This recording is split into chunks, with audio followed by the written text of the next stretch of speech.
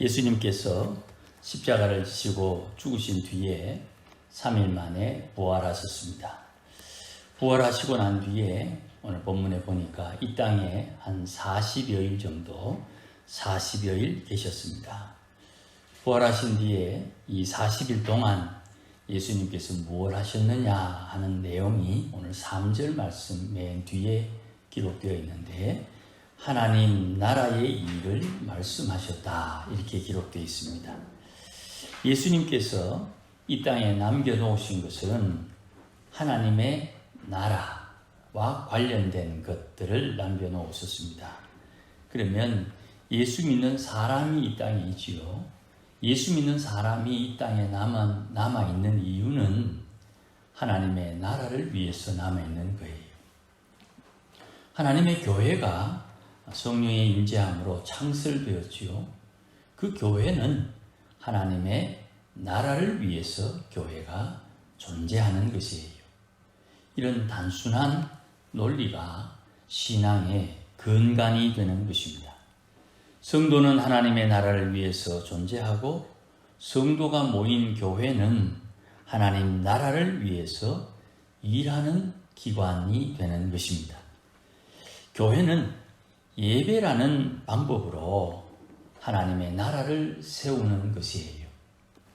예배 드리는 것, 예수쟁이들 모여서 뭐 하나, 그렇게 외부 사람들은 놀리듯이 말하지만, 우리는 예배를 드림으로 하나님의 나라를 세우는 거예요. 또 예배와 예배에 함께할 사람들을 찾는 방법이, 세상 사람들은 미련하다고 하지만 그게 전도가 되는 거예요. 그래서 하나님 나라를 이루기 위해서 하나님의 교회는 예배와 기도 그리고 봉사를 기초로 합니다. 대부분 교회는 전도하고 선교하고 또 교육하고 봉사하고 또 성도들끼리 친교하고 예배하고 이렇게 대충 5가지를 사명으로 이야기를 하지만, 하나님 나라를 이루는 교회는 예배, 기도, 그리고 봉사, 이 3가지가 기초가 됩니다. 이를 위해서 교인들끼리 친교하거나 복음을 전해서 전도하거나 또 하나님의 말씀을 가르치는 이 양육 혹은 교육에 대한 사역이 부과되는 것이에요.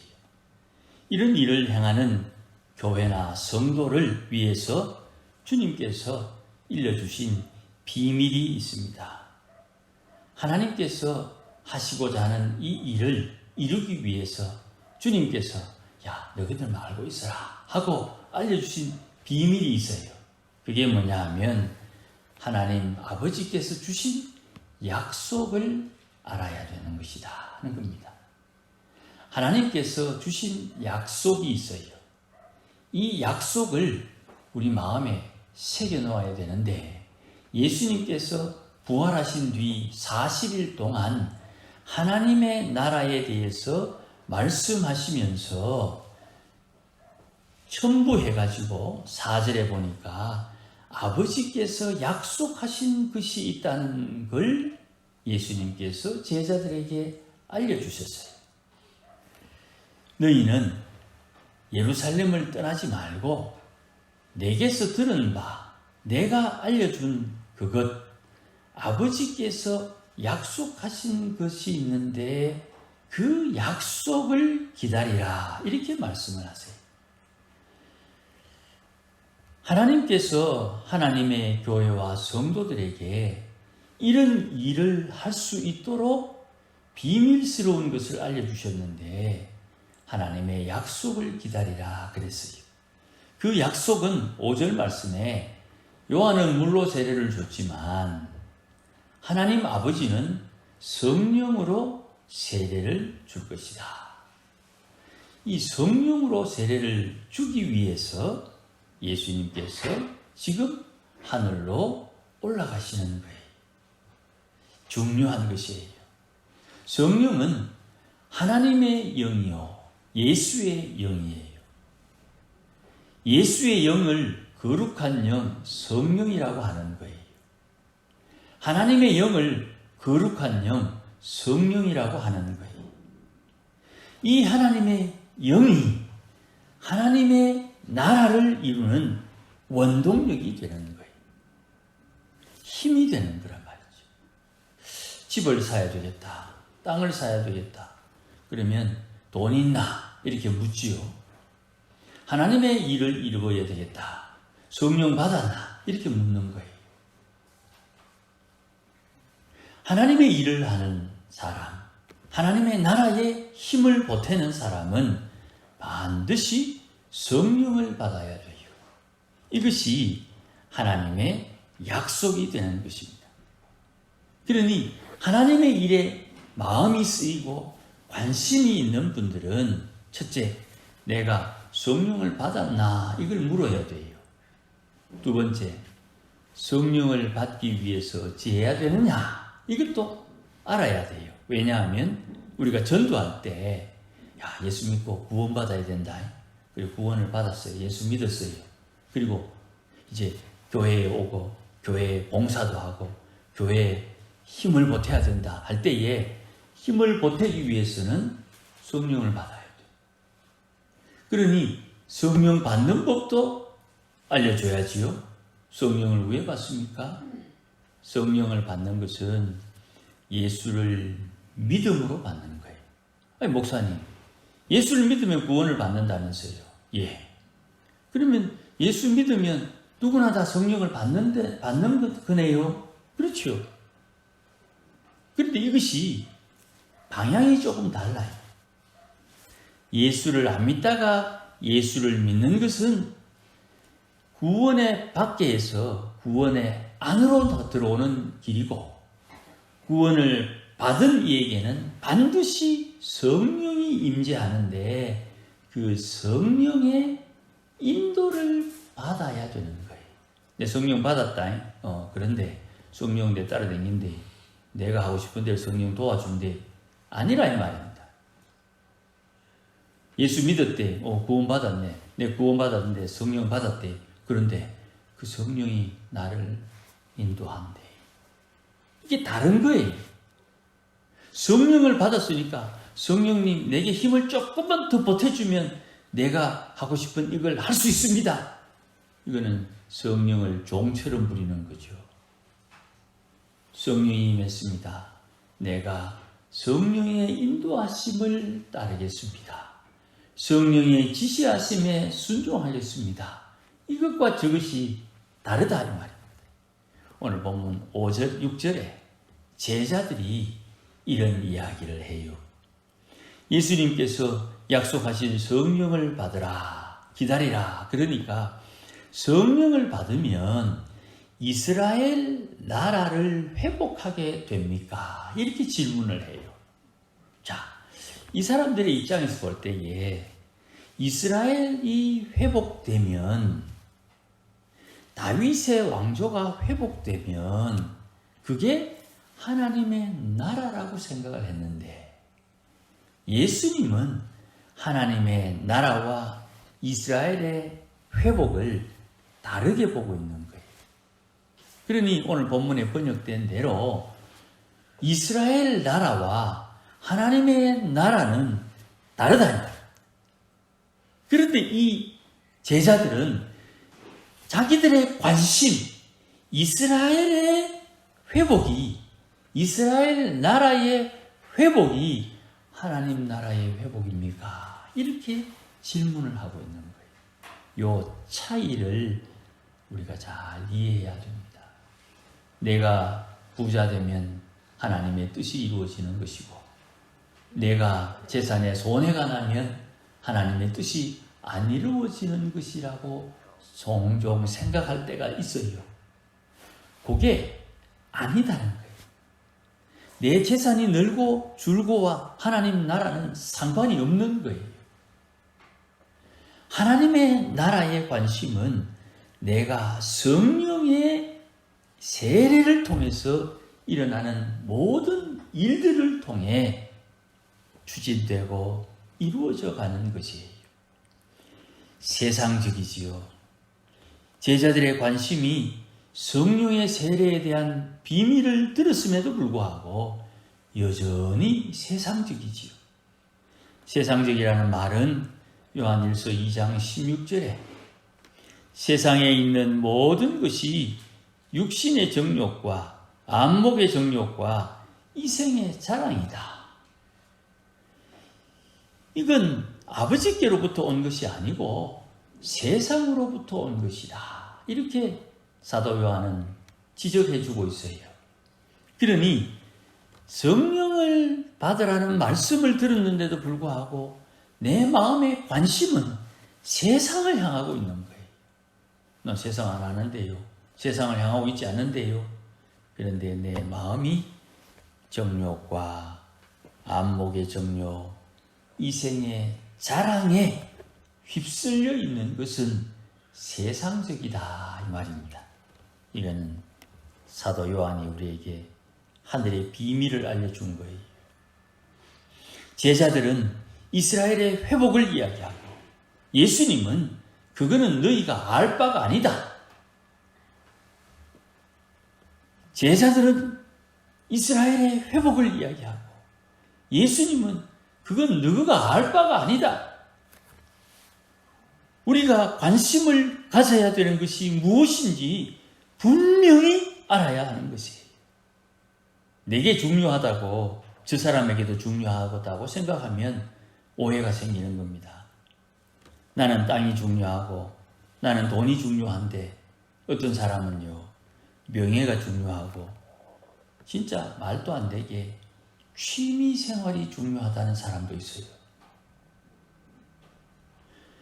내가 중요한 것 저도 중요하겠지.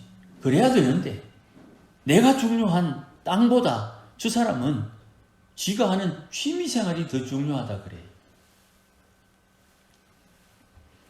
특별히 도시에 있는 사람들은 이런 말을 많이 해요.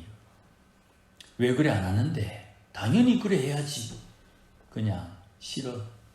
이게 답이에요.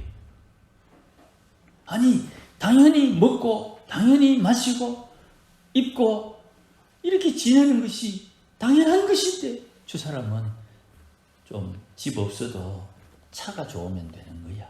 이런 말을 해요. 그러니까 집은 월세 살고요. 차는 외제차를 모는 거예요. 있어도 되고 없어도 되는 것을 마치 없으면 안 되는 것으로 착각하면서 사는 거예요. 그래, 집 없이 한번 살아봐라. 10년 뒤에 어찌 되는가? 분명히 후회하지요. 그런데 지금은 그게 자기 마음에 눈에 안 들어와요. 그러니 이스라엘의 나라 회복하는 것이 이때입니까? 라고 묻는 이 제자들의 관심에 예수님은 그건 너희가 알 바 아니다. 때와 시기는 아버지에게 속한 권한이니까 되고 안 되고는 하나님 아버지에게 있는 거야. 너희는 거기에 관심을 두지 말고 내가 너희에게 알려준 대로 아버지께서 너희에게 약속하신 성령이 임하게 되면 권능을 받는다. 이렇게 말씀을 하는 거예요. 유대인들은 이스라엘 나라의 회복이 중요하지만 예수님은 하나님의 나라가 중요한 것이. 교회는 하나님 나라를 이루는 여기에 관심이 집중되어야 되는 것이에요. 그래서 아버지가 약속한 성령이 임하게 되면 복음이 전파되는 것이에요. 성령이 임해야 권능을 받게 되고 성령의 권능을 받아야 증인이 되고 복음이 전파되는 것이에요. 전도해야지 마음을 가지고 있어도요. 전도해야 될 상황인데도 내 관심이 다른 데 있으면 그래 그 집에 아들 결혼했다 하더나.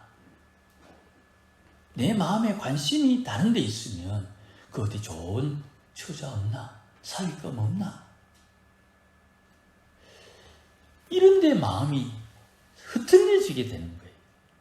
주님께서 저와 만나게 하신 만남의 이유는 복음을 전하도록 하나님께서 기회를 주셨는데 성령의 권위, 성령의 권능을 기도함으로 충분히 은혜를 누리지 못하니까 세상의 관심에 가닥 나도 모르게 빠져버리게 되는 이런 모양이 생기는 거예요.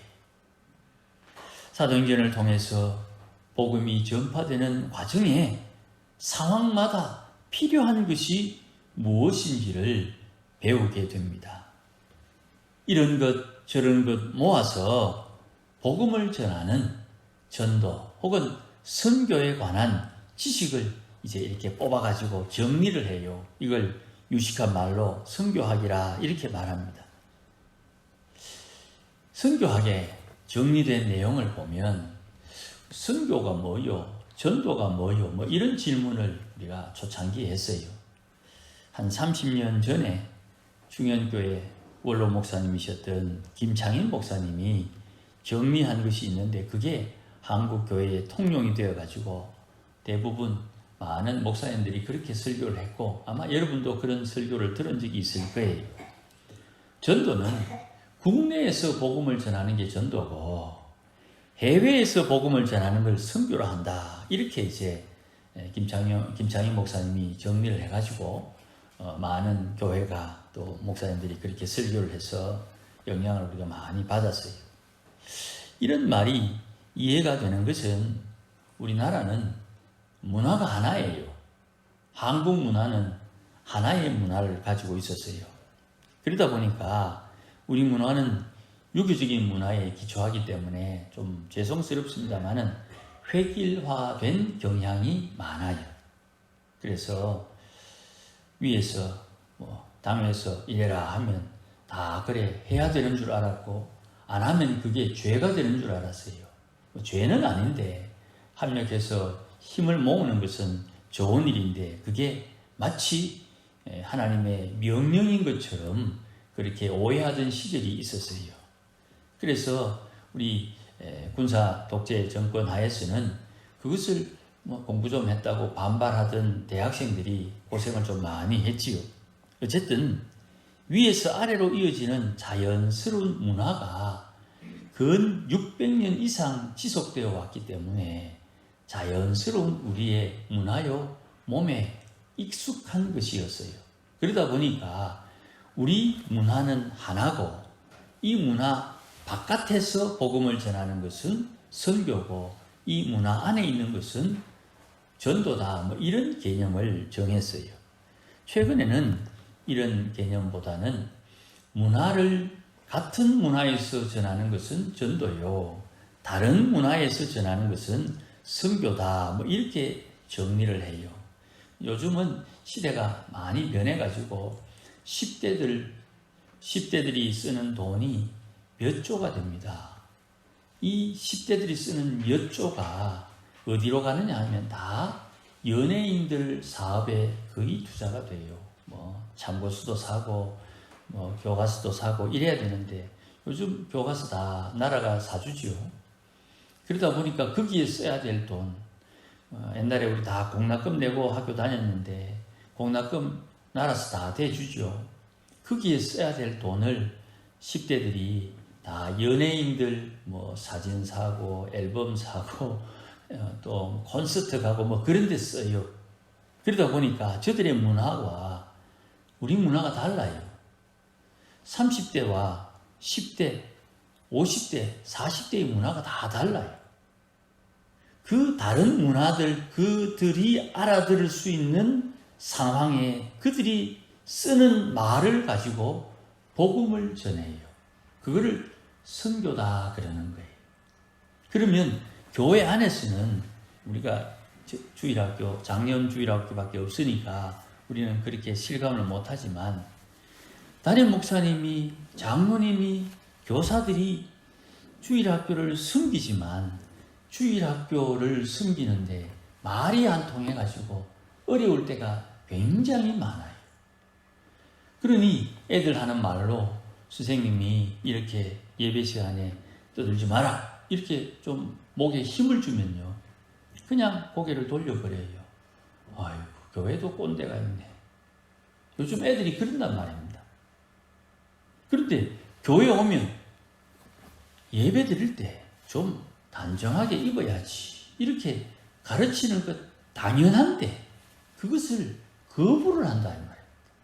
젊은 애들이 말이에요. 아니, 좀 내 편한 대로 예수 믿게 해주세요. 그렇죠. 편한 대로 예수 믿어도 되는데 공통적으로 하나님 앞에 갖추어야 될 자세가 있는데 그것도 싫다 이렇게 이야기해요. 그래서 그런 사람들끼리 모이는 교회가 따로 만들어지게 되는 거예요. 그들에게 맞는 복음을 전하는 것이지요. 어렵습니다. 요즘 사회적인 문제로, 문제까지는 아니지만 우리가 보통 전통적으로 생각할 때 이혼한 사람들, 그들만의 정서가 있어요. 공장에서, 현장에서 일하는 사람들, 그들만의 관심이 있어요. 또 사무실에서 일하는 화이트 칼라, 그들은 그들만의 관심이 있어요.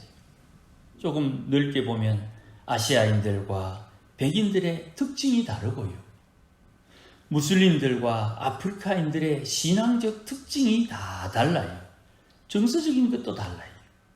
이들에게 복음을 전하는 것, 특성화된 문화에서 복음을 전하는 것, 이것이 특별하게 선교라는 말을 쓰는 거예요.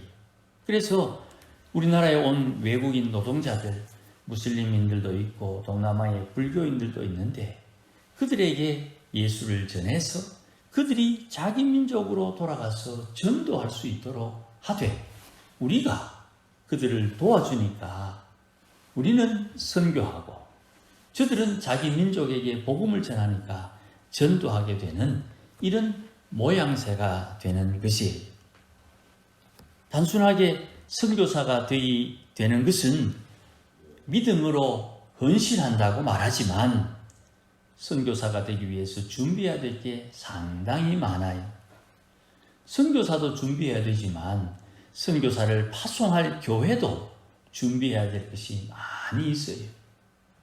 선교사를 파송하기 전에는 전도사님, 선교사 후보생 목사님, 우리 교회의 부목사처럼 교육자로 활동하지만 선교사로 파송받게 되면 당장 선교사에게 업무가 어마어마하게 과중됩니다.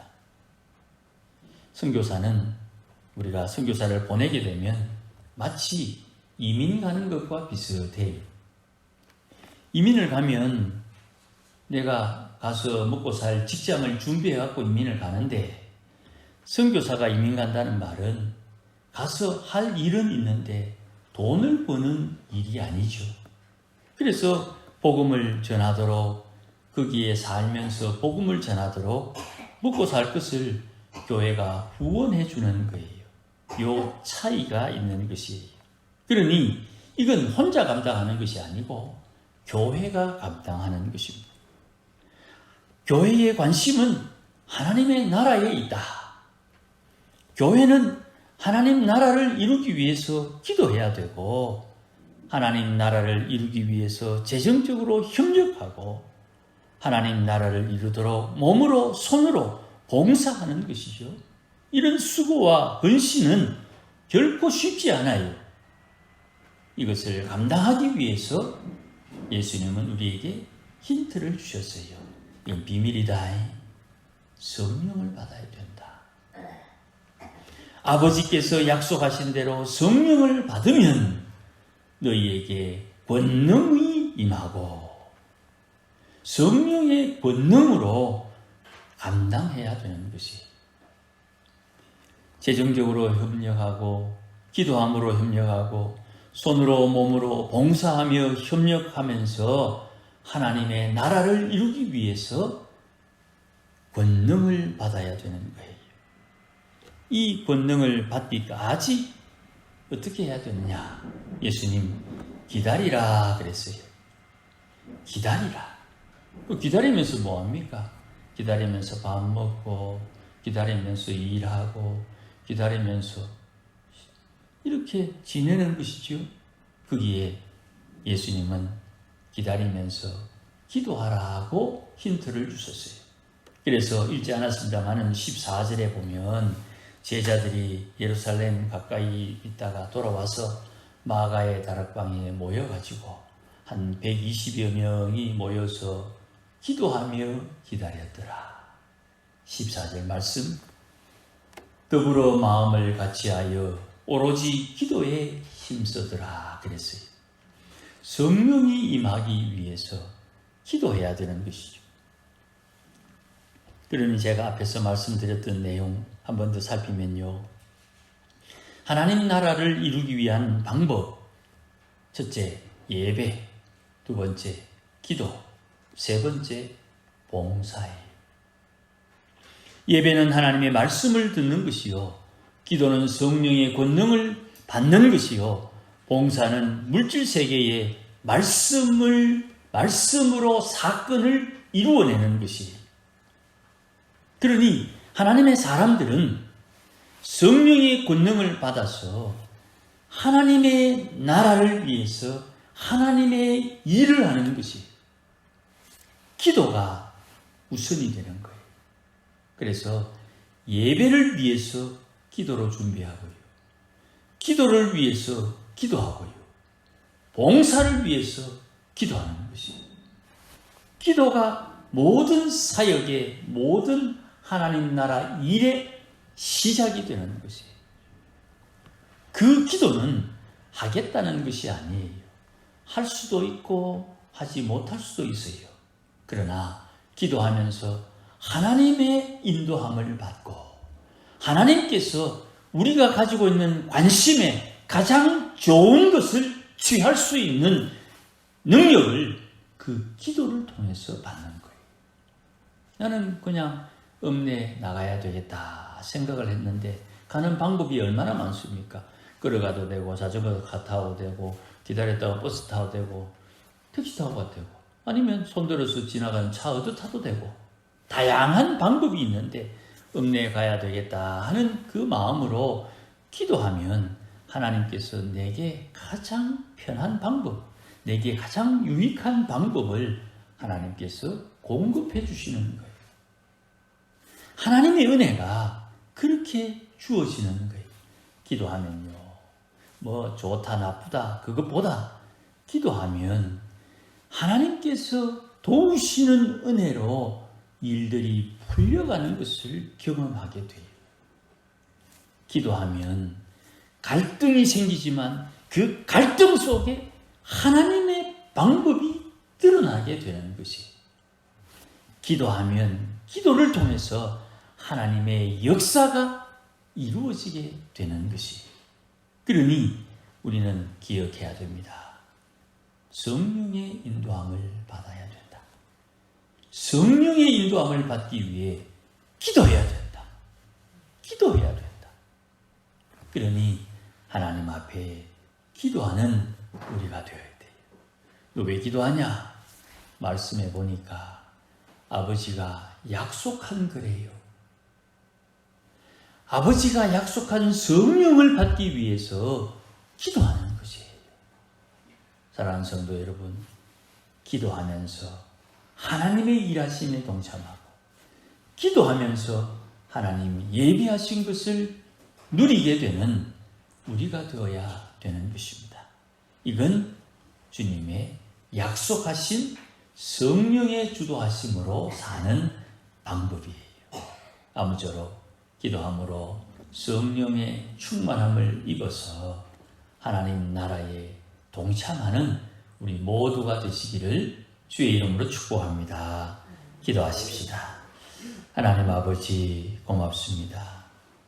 예배하며 기도하며 봉사함으로 하나님의 나라에 힘을 보태는 하나님의 백성들이 되도록 오늘도 주의 성령님 충만하게 임하여 주시고 하나님의 성령님 날마다 충만하게 임하도록 늘 기도하는 주의 권속들이 되도록 인도하여 주시옵소서. 예수님의 이름으로 기도하옵나이다. 아멘.